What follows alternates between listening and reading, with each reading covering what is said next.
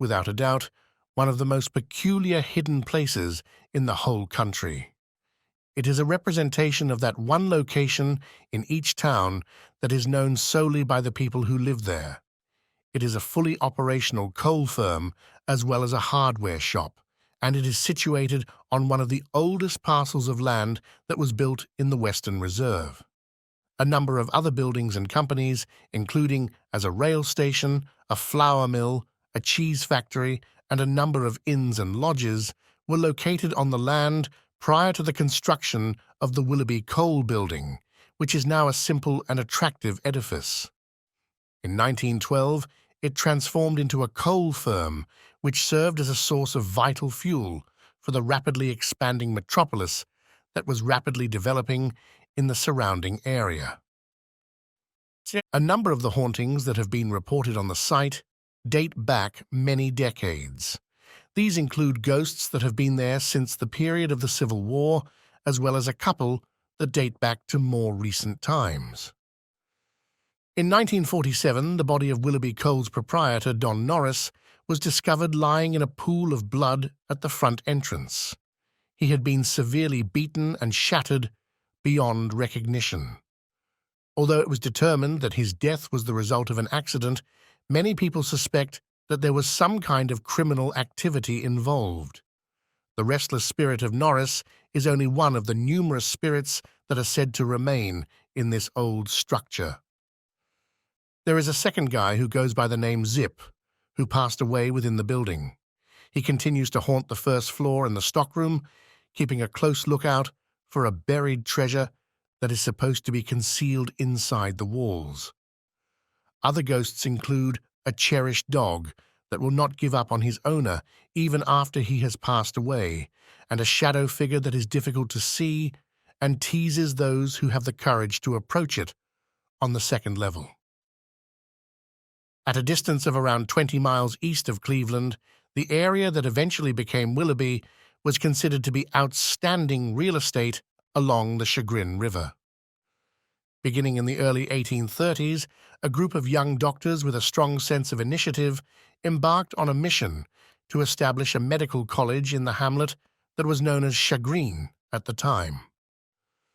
The residents of Chagrin were not enthusiastic about the concept of a medical college, since medical institutions were renowned for procuring cadavers for anatomy courses via techniques that were not always as ethical as they should have been. A petition was sent by the con artists, who were headed by Dr. John Anderson, to the respected physician Westall Willoughby, Jr., requesting that he visit and preside at their equitable school of higher medical instruction.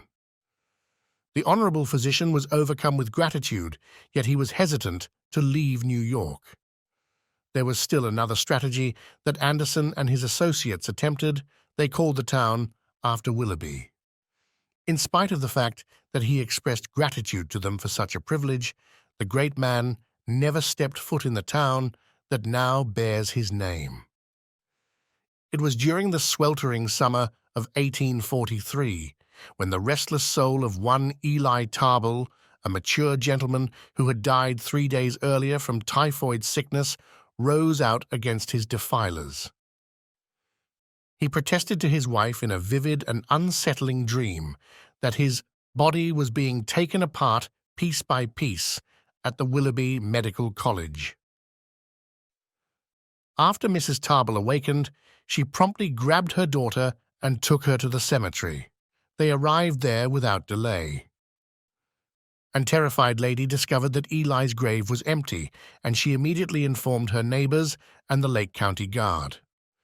The Lake County Guard then invaded the school with pitchforks and torches in an attempt to locate Eli's missing pieces. A crowd of angry people stormed the grounds of the institution, demanding answers and demanding justice. A sophisticated grave-robbing and body-snatching ring was discovered and foiled by an enraged ghost and Mr. Tarbell's widow. Mr. Tarbell was located, and the ring managed to be stopped. Due to the fact that the college was unable to recover from this stain, enrollment decreased, faculty and staff departed the institution, and the medical college was finally shut down for good in the year 1847. However, a number of physicians and trustees who had been uprooted went on to found the Starling Medical College, which is now known as the Ohio State University College of Medicine, the Medical Department of Western Reserve, which is now known as the Case Western Reserve University School of Medicine, and an all-female seminary, which eventually became known as the Lake Erie College for Women. It's not a terrible legacy for a group of people who stole graves. In Willoughby Coal, there is a doorway that can be found to the right of the main entrance. This doorway serves to divide the showroom from the stockroom. When you pass through that door, you will see that Willoughby Coal has another side to tell you about. There are 3 functions that take place in the stockroom: receiving, storing, and delivering items. The loading dock is located beyond the stockroom. It is an elevated platform that descends 5 feet into a pit that is located on the ground level and is filled with piles of unprocessed products and metalworking equipment. Due to the fact that the first level of the business is raised, there are steps located at the entrance. It is really dark in the stockroom since there is no artificial light there to illuminate it.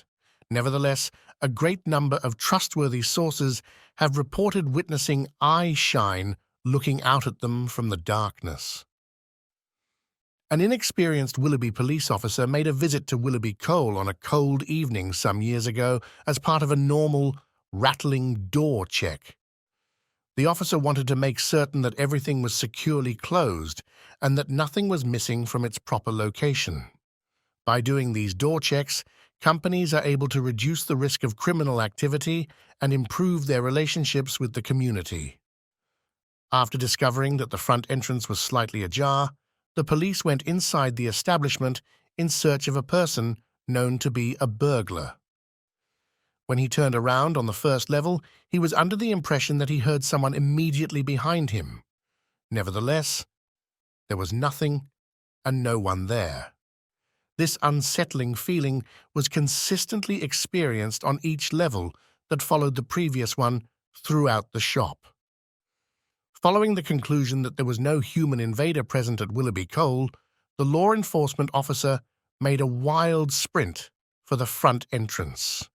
And on the occasion of yet another regular inspection of the building, a different officer saw some peculiar shadows in one of the windows located on the ground floor. He made his way up the front steps and tried to beam his flashlight inside, but he was unable to locate anything that was out of place. Despite his repeated attempts, he was unable to see anybody inside the building via any of the windows on the first level. He went to the rear of the building, which was close to the loading docks, and explored the area. Because there was no window for him to see through, he used the slats on the enormous bay door to shine his light through. He gingerly positioned his face so that it was facing the narrow entrance, and then he peeked inside. The moment his laser beam struck what looked to be 2 bright eyes that were staring back at him, his heart came dangerously close to stopping. Despite the fact that these eyes did not have a face, they were so close to the head that it was impossible for them to be an animal. However, they were not human. When the officer realized what had happened, he made a hurried retreat back to the protection of his police vehicle and then drove away. In an effort to make sense of the situation, he quickly called the owner and inquired about the identity of the person who was residing in the storage area. The proprietors gave him the assurance that the location was deserted. The only people who were present within Willoughby Coal were the ghosts. The majority of people who are interested in horror are acquainted with the iconic television series The Twilight Zone, which aired in the 1960s, as well as its creator, Rod Serling. However, only a small percentage of people are aware of the relationship between the program and Willoughby, Ohio. An overworked, underpaid, and physically tired media buyer from New York City wanders into an ideal fantasy of a simpler time in a lovely small village called Willoughby, which only exists in his thoughts. This episode is one of the most memorable and disturbing episodes in the legendary series. With children running about barefoot and horse-drawn carriages filling the streets, this Willoughby is a place that seems to have been lost in time. Everyone is familiar with your name and smiles for you when they see you. In his novel Last Stop Willoughby, J.D. Serling creates a vision of a serene and ideal setting that may be interpreted as a representation of paradise.